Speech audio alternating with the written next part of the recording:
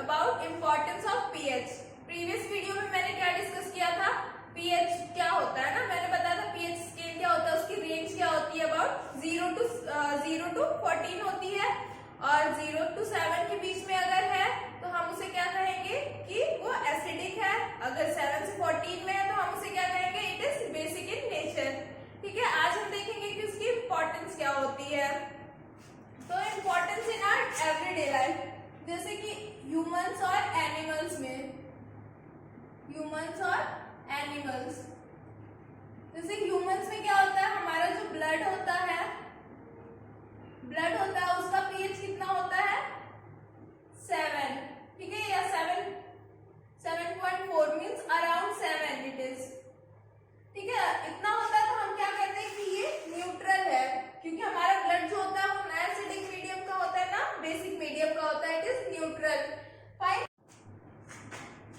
तो हमारे ब्लड का पीएच होता है कितना होता है, 7.4 होता है। ठीक है, और जो हमारी बॉडी होती है, ह्यूमन बॉडी होती है, वो किस पीएच रेंज में वर्क करता है, फ्रॉम 7 to 7.8, मतलब इतने में ही रहता है।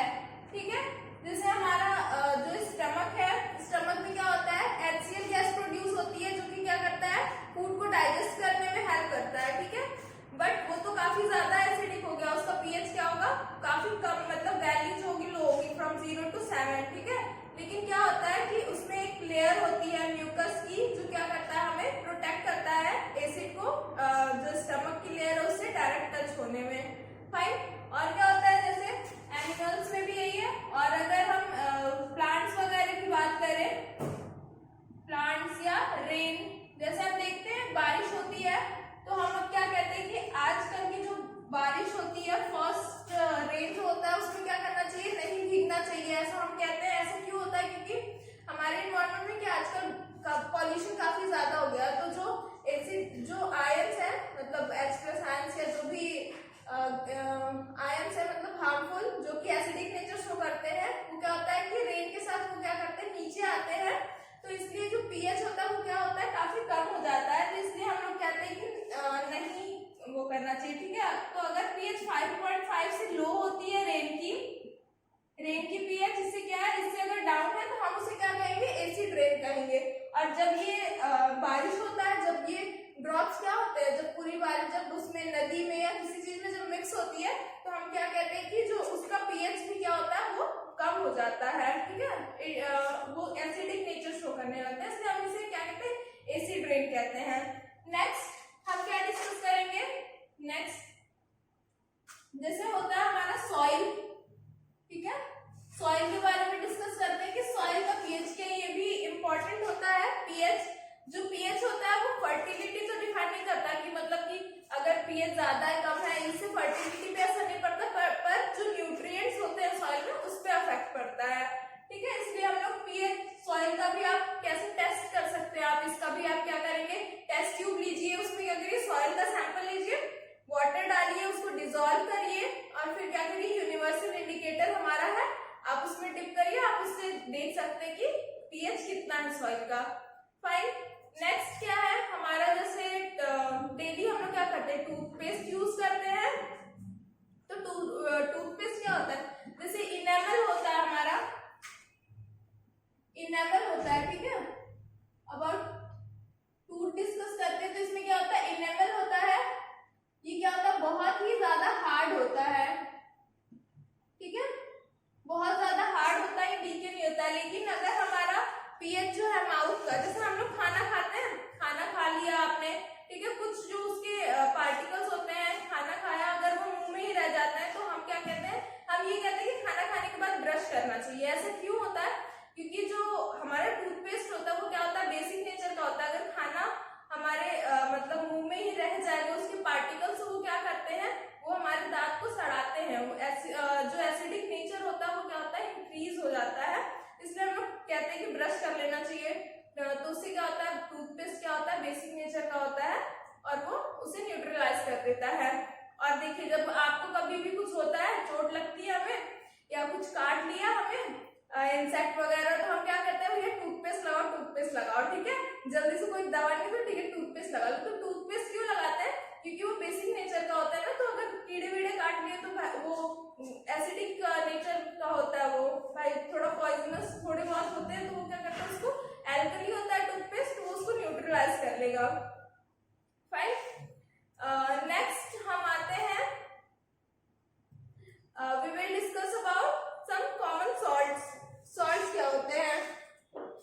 तो हमने पढ़ा था पहले कि सॉल्ट क्या होता है। सॉल्ट किससे, जब हम एसिड और बेस को, जब हम रिएक्शन कराते हैं एसिड और बेस का, तो we get the salt and water, ठीक है। सॉल्ट का फॉर्मेशन होता है, सॉल्ट हमारा क्या है,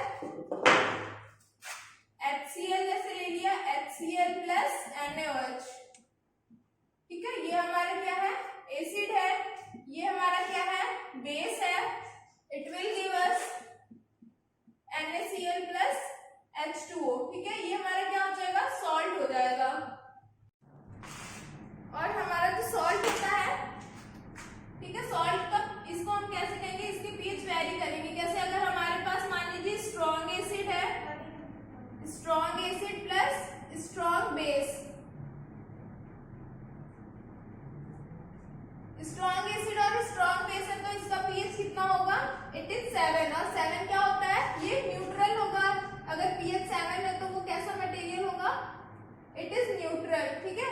और यही क्या होता है, न्यूट्रल है। और यही हमारे क्या होता है, फूड में जब हम यूज करते हैं, खाना बनाते टाइम जो नमक यूज करते हैं वो यूज होता है, यूज्ड इन फूड, ठीक है। और अगर हमारे पास strong acid plus weak base होगा, स्ट्रॉन्ग एसिड और वीक बेस है, तो इसका पीएच क्या होगा आप बताइए। देखिए हमारे पास स्ट्रॉन्ग एसिड है, ठीक है, वीक बेस है, तो ये इसको क्या करेगा, जल्दी से न्यूट्रलाइज कर देगा। बाकी जो होंगे वो थोड़ा एसिडिक नेचर शो करेंगे, तो यानी इसका पीएच लेस देन 7 होगा, ठीक है, ये हो गया। और अगर वही वीक एसिड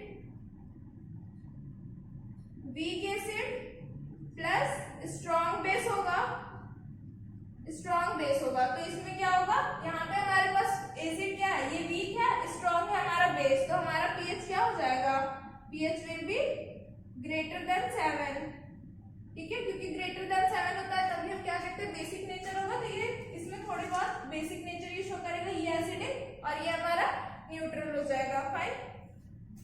तो और सॉल्ट हम कैसे, जैसे सी होता है, सी से हम क्या करते हैं, उसको एक्सट्रैक्ट करते हैं सॉल्ट को, NaCl, उसमें काफी सारी इम्प्योरिटीज होती है, तो जैसे कोल की माइनिंग होती है, कुछ वैसा ही प्रोसेस होता है हम सॉल्ट को एक्सट्रैक्ट करने का, और ये यूज होता है।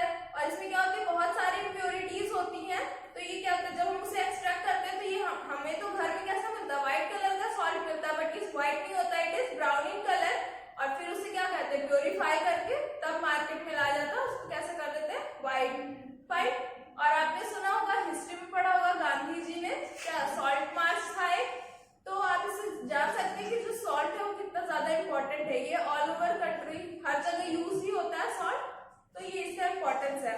और सॉल्ट को हम क्या करते हैं, काफी सारे मटेरियल्स हैं जैसे जो हमारे डेली यूज में होते हैं, क्या होता है, वॉशिंग पाउडर हो गया, बेकिंग सोडा, और भी जो मटेरियल्स हैं उसमें हम इसका यूज करते हैं। So we will see their uses. So we will first discuss about sodium hydroxide. Fine, sodium hydroxide का फॉर्मूला क्या होता है, NaOH। उसकी रिएक्शंस हम देख लेंगे वो कैसे फॉर्म होता है।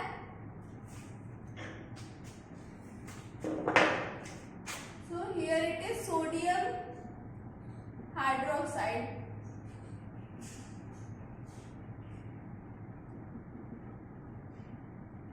ठीक है, NaOH। ये कैसे बनता है, इसका फॉर्मेशन कैसे होता है, when we pass electricity from the NaCl solution. NaCl का सॉल्यूशन है, यानी उसमें वाटर होगा, तो ये सॉल्यूशन हो गया। NaCl के सॉल्यूशन से जब हम पास करते हैं इलेक्ट्रिसिटी, तो we get the product NaOH plus H2 plus Cl2, ठीक है। हमें ये प्रोडक्ट मिलता है, यहाँ हमें मिल गया सोडियम हाइड्रोक्साइड। जो हमारा प्रोसेस होता है इलेक्ट्रोलिसिस का,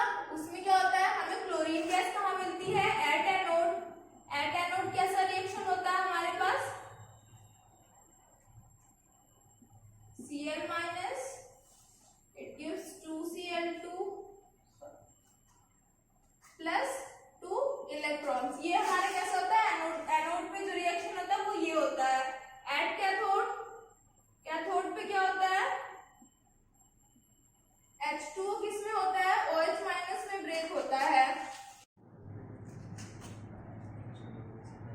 ठीक है, ये क्या है, H2O plus 2 electron gives OH minus plus H2, से बैलेंस कर लेंगे 2 2 2।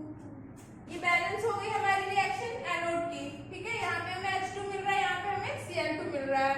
और हमारा जो रिएक्शन होगा, जैसे ये आयंस में ब्रेक हो गया NaCl, तो हमारे पास Cl माइनस है, हमारे पास Na प्लस आयन भी होगा, ये किसके साथ कंबाइन होगा, OH माइनस, ये जो हमारे पास हाइड्रोक्साइड आयन है उसके साथ मिक्स होगा और ये क्या बनाएगा, NaOH। ठीक है, तो हमारे पास ये रिएक्शंस हो गई एनोड पे ये और कैथोड पे ये। जो हमारा NaOH होता है ये किधर, ये कहाँ, नियर अबाउट कैथोड के पास ये फॉर्म होता है। तो हमने देख लिया सोडियम हाइड्रोक्साइड को एक्सट्रैक्ट करने की प्रोसेस, उसे हम क्लोर एल्कली प्रोसेस भी बोलते हैं, क्योंकि हमारे पास क्या होता है, क्लोरीन हम एक्सट्रैक्ट करते हैं, क्लोरीन मिलता है हमें और एल्कली रहता है, इसलिए इसे क्लोर एल्कली भी बोलते हैं। और जो NaOH जो सॉल्यूशन है उसे हम क्या कहते हैं, ब्राइन भी कहते हैं। ठीक है, अब हम क्या पढ़ेंगे, ब्लीचिंग पाउडर। ब्लीचिंग पाउडर, तो ब्लीचिंग पाउडर हम कैसे एक्सट्रैक्ट करेंगे, मतलब क्या प्रोसेस होती है, तो उसमें होता है calcium hydroxide plus Cl2, it gives us CaOCl2 plus H2O। ठीक है, ये हमारा रिएक्शन होता है। यहाँ पे हमने देखा था Cl2 हम कैसे ले सकते हैं, जैसे NaCl को जब हम क्या किए थे, इलेक्ट्रिसिटी उसमें पास किए थे, तो हमारे पास Cl2 गैस आ गई थी, और ये क्या हो जाएगा, ये इसके साथ रिएक्ट करके क्या बनाएगा, ये ब्लीचिंग पाउडर है, ब्लीचिंग पाउडर। फाइन, ये एक्सट्रैक्ट हो गया, ये हमें यहाँ से ब्लीचिंग पाउडर मिल गया। और इसके एप्लीकेशंस क्या होते हैं, ब्लीचिंग पाउडर के एप्लीकेशंस, ये कैसे कहाँ कहाँ यूज होता है, we know as a disinfecting,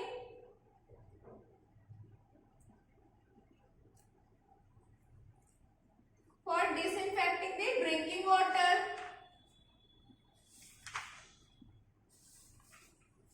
ठीक है, जैसे ड्रिंकिंग वाटर होता है उसमें जर्म्स हो, तो हम उसके लिए क्या यूज करते हैं, ब्लीचिंग पाउडर का यूज करते हैं।